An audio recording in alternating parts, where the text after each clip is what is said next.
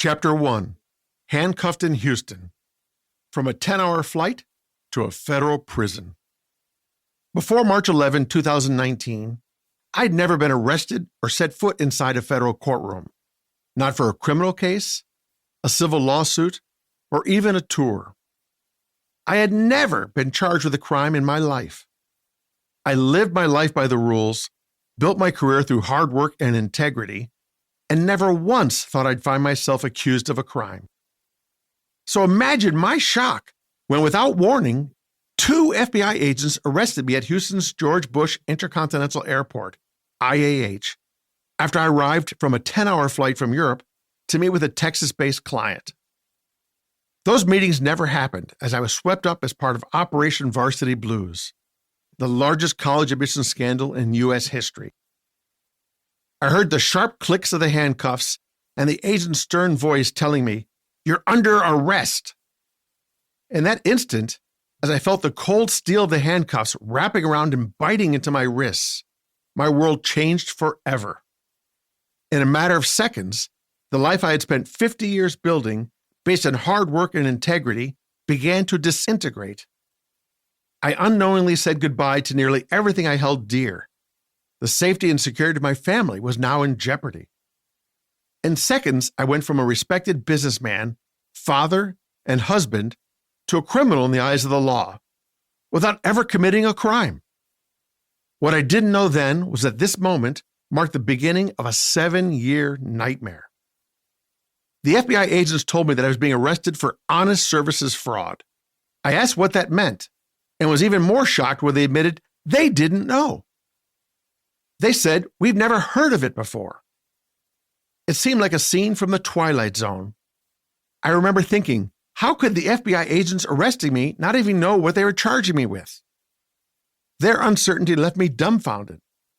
I wanted to scream, to demand answers. Instead, my throat went dry. My mind raced. I thought this had to be a mistake. "You must have the wrong person," I said, thinking it had to be a mix-up with one of the 15,000 other John Wilsons in the U.S. I'd never committed fraud in my life.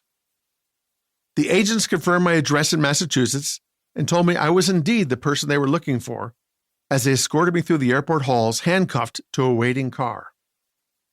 I was still in shock as they drove me to a local FBI processing facility. As the car moved through Houston, I couldn't stop my head from spinning, as so many questions flooded my mind. What was I accused of doing wrong? How could this be happening? What was happening to my wife and our children back home? I remember thinking about the crime shows I had seen on TV where anyone under arrest is advised not to say a word without their lawyers present. I had done nothing wrong, so I just kept talking and asking questions the entire way, desperate to understand what was unfolding around me. What crime was I accused of committing? Who was involved? When did this supposedly happen? The agents seemed as frustrated with my questions as I was with their lack of answers. At the FBI processing center, I was fingerprinted, photographed, and swabbed for DNA. Treatments usually reserved for criminals, not businessmen who had lived by the rules their whole lives. I was allowed to make one phone call. I called my assistant because my wife Leslie was 7 time zones ahead in Europe at the time, and asked her to inform Leslie the next day, and my brother, a civil attorney, that the FBI had arrested me. I could only imagine Leslie's panic when she heard the news.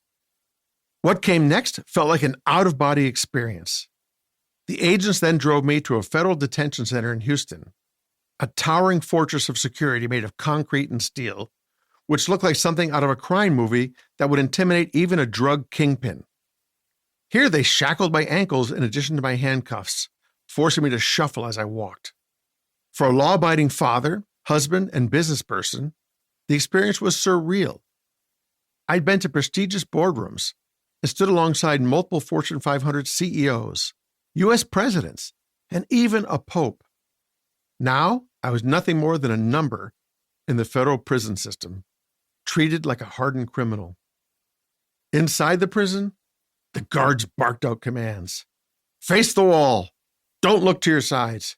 Don't speak to anyone," and so forth. It was humiliating. to keep listening to this audiobook. I've left you a link in the description so you can do it at no cost thanks to Audible's 30-day free trial.